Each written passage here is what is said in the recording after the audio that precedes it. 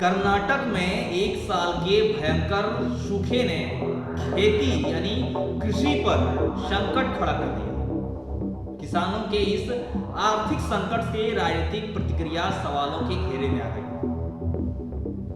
दरअसल 17 नवंबर को जलाशयों में इकट्ठा किए जाने वाला पानी यानी जो 895.62 टीएमसी फीट की ग्रॉस स्टोरेज कैपेसिटी के मुकाबले जो बात की गई थी वो 452.91 हजार मिलियन क्यूबिक फीट, लगभग क्षमता का आधा। और इस फसल का नुकसान 30,000 करोड़ से ज्यादा आंका गया। हालांकि कांग्रेस सरकार ने 236 में से 223 तालुकों को सूखा प्रभावित घोषित किया है, लेकिन किसानों की नाराजगी ये है कि सूखा घोषित कर दिया मगर उनकी मुश्किल ये है कि उनके लिए कोई सूखा राहत की राशि घोषित ही नहीं की। नमस्कार, मैं उमेश कुमार और आज की इस वीडियो में मैं आपको बताऊंगा कि सूखे के बीच में कर्नाटक में राजनीतिक घमासान क्यों मचा, क्यों इस सूखे को एक राजनीतिक मुद्दा बनाया गया, क्यों राजनीतिक घमासान हो रहा है। अब बता दो, भारतीय जनता पार्टी यानी बीजेपी और जनता दल सेक्युलर लगातार टकराव की स्थिति में नजर आ रहे हैं। उन्होंने 5 गारंटी योजना को लागू करने के लिए राज्य सरकार को दोषी बताया। अब वो क्या है कर्नाटक सरकार की 5 गारंटी योजना? अब बता दो, इस 5 गारंटी योजना की पहली योजना है गृह ज्योति यानी हर घर को 200 यूनिट फ्री बिजली। दूसरा गृह लक्ष्मी योजना यानी बीपीएल कार्ड धारकों और उससे नीचे की श्रेणी वाली महिलाओं को 2,000 रुपए। तीसरा है अन्ना भाग्य योजना यानी बीपीएल कैटेगरी के सभी लोगों को 10 किलोग्राम चावल। चौथा है युवा निधि यानी बेरोजगार ग्रेजुएट और डिप्लोमा धारकों को 3,000 और 1,500 रुपए देना। बेरोजगार ग्रेजुएट को 3,000 और डिप्लोमा धारकों को 1,500 रुपए देना। और पांचवा है शक्ति यानी पब्लिक बसों में महिलाओं के लिए मुफ्त बस यात्रा। ये वो 5 कर्नाटक सरकार की 5 गारंटी योजना है जिसको लागू करने के लिए राज्य सरकार को दोषी बताया।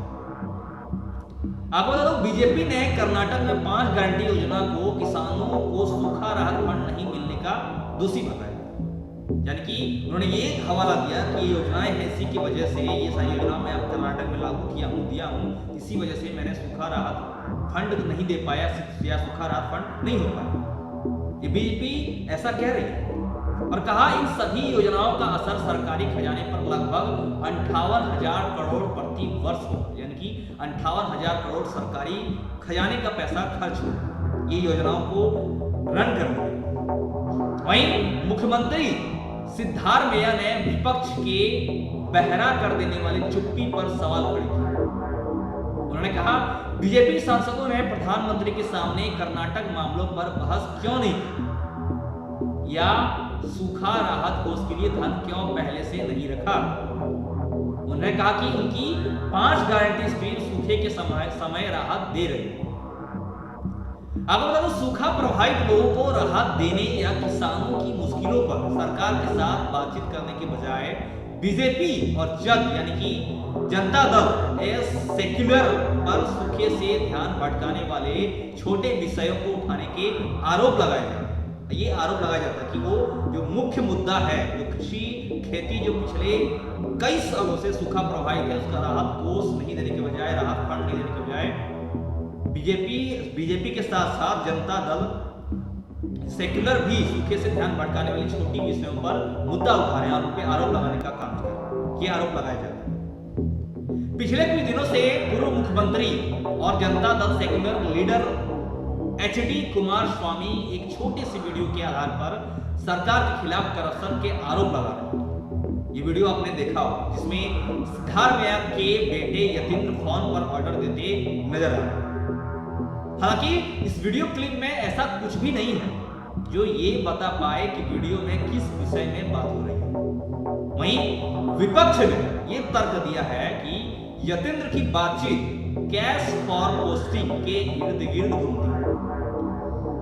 वहीं कांग्रेस ने इस आरोप को नकारा है और कहा कि विपक्ष कांग्रेस को परेशान करने की कोशिश करती है और इस कोशिश में समय समय पर 6 महीने के भीतर सरकार के गिराने या मुख्यमंत्री बदलने की बात करती है और इसी के चलते ये खंडन का दौर शुरू हुआ।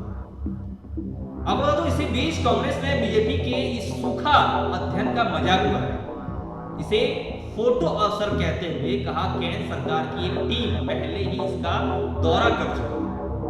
आपको बता दूं, कर्नाटक मुख्यमंत्री सिद्धरामैया ने बीजेपी की बात का खंडन करते हुए कहा कि केंद्र सरकार ने सूखा राहत के लिए फंड देने में देरी की है, जिससे राज्य सरकार किसानों की मदद नहीं कर पा रही और सूखा प्रभावित किसानों की मदद में देरी से सरकार को आलोचना झेलनी पड़ रही है। और इस फंड में बाजरा और ज्वार जैसी सूखा प्रतिरोधी फसलों के लिए समर्थन मूल्य यानी एमएसपी की घोषणा करना भी शामिल है। बता दूं, जिसमें अन्य भाग योजना भी शामिल है। ये जो योजनाएं हैं जो टीम का दौरा कर चुकी है, फोटो अवसर केंद्र सरकार ने कहा, इस योजना में 5 जो स्कीम है उसमें से जो अन्य भाग योजना शामिल है उसी के तहत। और इस तरह की पॉलिसी ने किसानों को बाजरा और ज्वार की खेती के लिए प्रोत्साहित किया।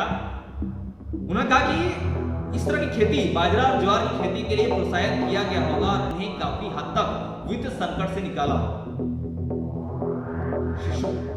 जो बीजेपी के हैं, इसी बीच कांग्रेस ने बीजेपी के सूखा अध्ययन का मजाक उड़ाते हुए जो कहा इस मुद्दे को, जिसपे काफी राजनीतिक चर्चे हुए हैं, एक राजनीतिक मुद्दा बना। अब तो इसके अलावा उन्होंने कहा कि इसके अलावा यदि किसानों को इस तरह की योजनाओं का फायदा मिलता है तो वो गन्ने और धान की फसलों को उगाने से बचेंगे जिनमें पानी ज्यादा लगता है। वहीं राजनीतिक हलकों को क्लाइमेट चेंज पर भी बात करनी चाहिए थी, जिसमें वर्षा के पैटर्न को ही बदल दिया गया। इस पर बात होनी चाहिए थी और किसानों को इससे निपटने के लिए तैयार करना चाहिए, लेकिन ऐसा कुछ देखने को नहीं मिला। अन्य भाग योजना इस तरह की पॉलिसी है जिसमें किसानों को बाजरा और ज्वार की खेती के लिए प्रोत्साहित होना चाहिए, उसे प्रोत्साहित किया जाना चाहिए और काफी हद तक इससे वित्त संकट से किसानों को निकाला जा सकता है। अब तो इनमें से किसी भी मुद्दे पर भी बात नहीं की गई है। इसके बजाय पार्टियां एक दूसरे पर आरोप और फंड जारी करने से जुड़ी राजनीतिक खींचातान ने सूखे से निपटने के सही तरीकों को प्राथमिकता दे दी। पार्टियां, चाहे वो बीजेपी हो चाहे जनता दल, इनसे फंड से जुड़ी इससे मुद्दे से बात करने के बजाय जुड़ी राजनीतिक खींचातान ने इस सूखे से निपटने के जो सही तरीके हैं, जो प्राथमिकता है, उनको साइड कर दिया, निपटने के तरीके को बता।